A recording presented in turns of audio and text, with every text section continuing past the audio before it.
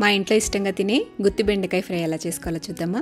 బెండకాయల్ని శుభ్రంగా కడిగి మధ్యలోకి ఈ విధంగా కట్ చేసుకుని పెట్టుకోవాలి. ఇప్పుడు ప్యాన్ లోకి వేరుశెనగ గుళ్ళు వేసి దోరగా లో ఫ్లేమ్ లో వేయించి పక్కకు తీసేసేయండి. తర్వాత అదే ప్యాన్ లో నువ్వుల్ని కూడా చిటపట్టలాడేంత వరకు వేయించి పక్కకు తీసుకోండి. మిక్సీ జార్ తీసుకుని ఎండు కొబ్బరి, వెల్లుల్లిపాయలు, మనం వేయించుకున్న పల్లీలు, నువ్వులు వేయండి. ఆ తర్వాత కారం, పసుపు, ధనియాల పొడి, జీలకర్ర పొడి, ఆమ్చూర్ పౌడర్, అలాగే కాస్త సాల్ట్ కూడా వేసేసి ఈ విధంగా గ్రైండ్ చేసుకుని బౌల్లోకి తీసుకోండి. ఇప్పుడు ఇందులోకి మ్యాగీ మసాలా మ్యాజిక్ ని యాడ్ చేస్తున్నాను. మ్యాగీ మసాలా మ్యాజిక్ ని 10 రకాల స్పైసెస్ ని వేయించి కేర్ఫుల్ గా బ్లెండ్ చేసి తయారు చేస్తారు. ఇది ప్రతి వంటకాన్ని మరింత రుచికరంగా మారుస్తుంది. తర్వాత నిమ్మకాయ రసం అలాగే నూనెను కూడా వేసుకుని బాగా కలుపుకుని ఈ స్టఫింగ్ ని బెండకాయల్లోకి స్టఫ్ చేసుకోవాలి. ప్యాన్ లోకి కొద్దిగా నూనె వేసి తాలింపు గింజలు వేయించి ఆ తర్వాత మనం స్టఫ్ చేసుకున్న బెండకాయల్ని వేసి లో ఫ్లేమ్ లో నిదానంగా వేయిస్తే మంచి సువాసనతో రుచికరంగా ఉండే గుత్తి బెండకాయ వేపుడు తినడానికి సిద్ధమైపోతుంది.